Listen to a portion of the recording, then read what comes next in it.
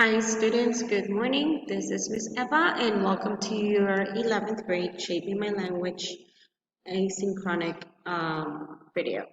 So today it's very simple. It's nothing much to do. All you have to do is page 118 and 119 in your book. And as you can see, we already started with the connecting your learning. Okay, so here what you're going to do is just reflect on the topics and skills from this lesson. So what you have to do is review pretty much what you did during the lesson during these last 2 weeks. So there's a lot of topics that you can be, talking about.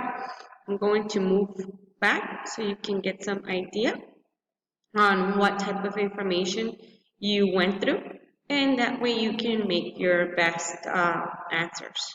Okay, so in this case, we were watching about augmented reality, and in the lesson we saw what is and will be the impact of augmented reality on our lives. And then on the second week, you saw what are the implications of using augmented reality technologies in education in Latin America. Okay, so that's pretty much what you learned. And of course, you went through some listening exercises. But then after the listening exercises, we go to the most important part of the lesson, which is the language key, right? So in the language key, you have future tense, and how you used it, okay? So you can use this language key as well to answer the questions that you have. Then you also have the phonetics box. That's also another topic that you also saw.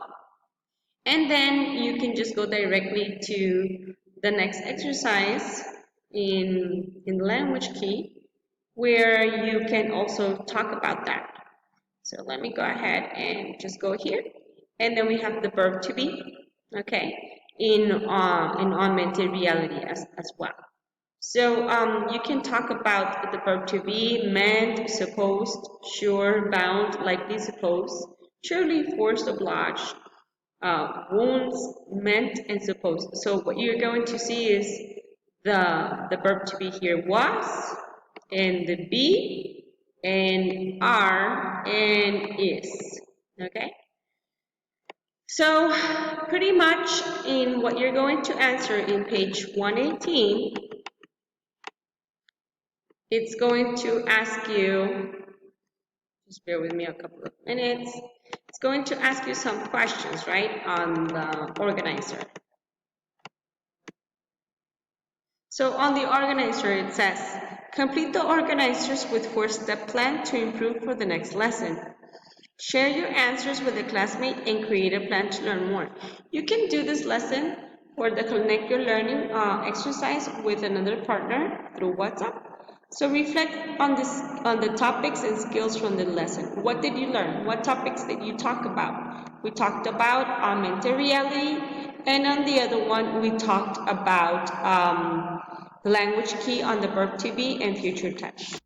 Okay, and then on the second exercise that we have here on this page, you will also see that it says, think of possible answers to the questions in the lesson. Compare your ideas with the classmate and add new ideas you like.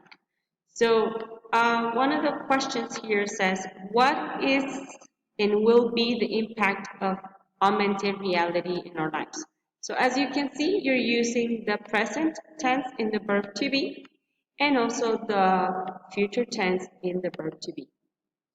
The second question says, what are the implications of using augmented technologies in education in Latin America? So they're talking about what are the implications. This is in the present, okay? So you can write anything you want there. I'm going to put a video as well, so you can have some information on those two topics. And then pretty much you're almost done. Here, the beware of your progress. You can also do this one with peer assessment. So you can choose a partner and use the WhatsApp so you can do these questions in audio version as you did yesterday on your exam, and then your self-assessment. So you can just put yes if you did good, if you did very good, or G if you did good, or N if you need to improve on any of those skills that you had. So I'm going to leave the video at the end so you can look at some information on augmented reality. Have a great day. Unlike the full immersion of virtual reality, augmented reality aims to make the world you already see so much cooler. Augmented reality is when digital information is overlaid onto the actual physical world. Your camera detects a target image and can figure out how close or far and at what angle the target image is from the camera using sensors. It then projects digital information onto that target image and voila! Augmented reality. In fact, Snapchat has recently added augmented reality to their features with the new lens filters. Let's switch over to see exactly how this works.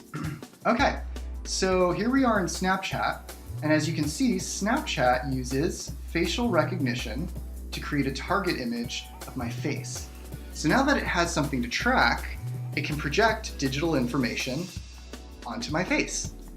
And that's the basics of augmented reality. Some of the earliest uses of augmented reality were the heads-up displays on fighter jets, allowing pilots to see important information projected in front of them on their windshields. This technology eventually made its way to automobiles and even your eyeglasses with Google Glass. There are many apps you can download right now that utilize augmented reality. Yelp, for instance, has a feature called Monocle that lets you see restaurant reviews and information around you.